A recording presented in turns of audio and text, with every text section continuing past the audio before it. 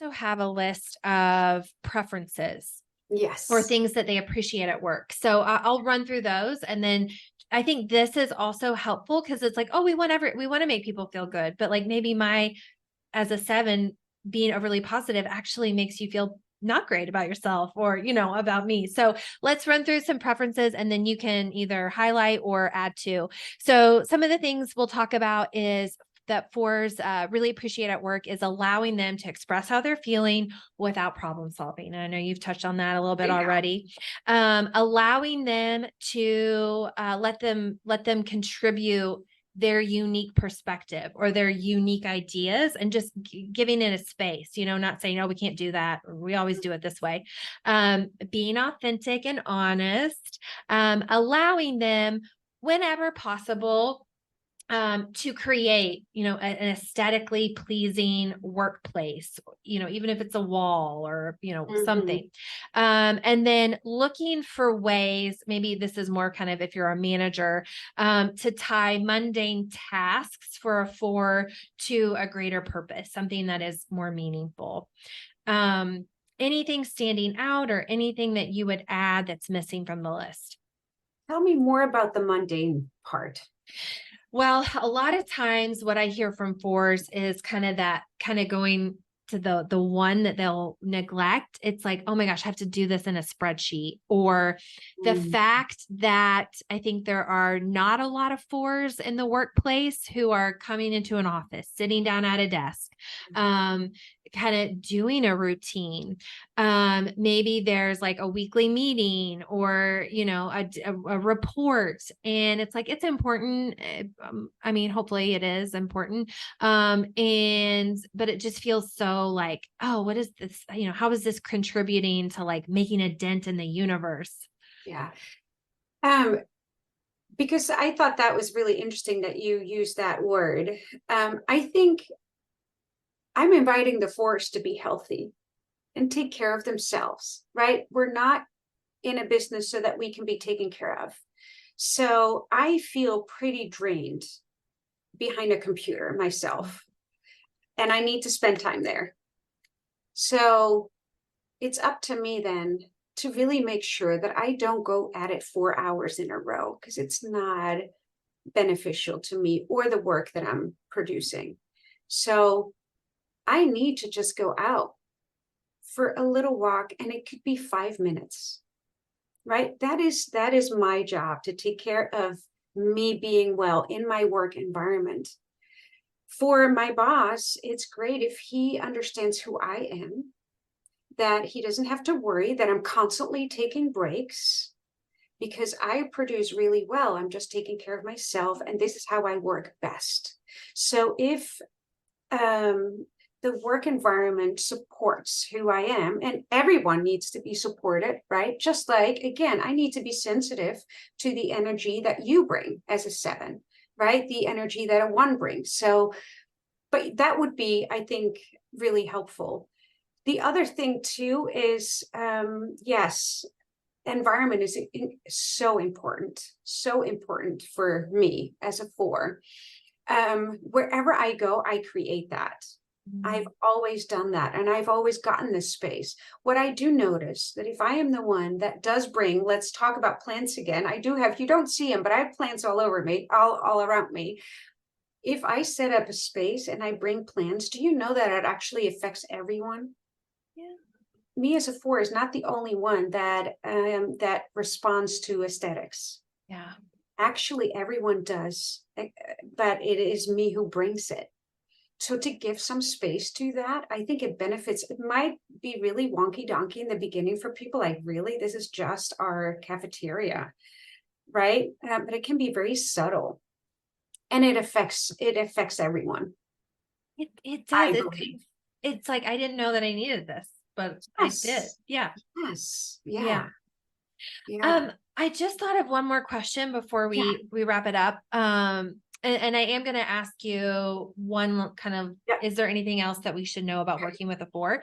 But before we hit record, I had mentioned I was with the sales team recently, and they were looking at their team map and noticed, oh wow, we don't have any 4 energy. at all on the team. What does that mean? And how could we maybe bring some of that to enhance what we're already doing? And one of the things that came up that I loved was they talked about storytelling in their sales process, being better storytellers. And so I thought that was a great example of how do we not, like, superficially go out and look for a 4 just because we're missing a 4, but what is it about the 4 and a specific piece of that could enhance our team specifically with the storytelling? I'm just curious, what do you think makes 4s such good storytellers? I think we can be very in touch with ourselves and with our surroundings. It comes with such ease. Yeah. Like, I can tell you in detail how I feel right now, what is life draining, what is life giving, what was really hard last night in a conversation with my husband, or I have an important weekend coming up, what I find challenging about that. I can tell you all of it. I think most 4s are just so self-aware. And yeah, I love it when that's listened to and received. I think, and I actually had a retreat this weekend that I put out with a friend of mine, and we did storytelling. And the way we storytell is, and in all the retreats that I lead, people share a lot, and it's very vulnerable. We have, no one is allowed to respond to anyone. We hold it.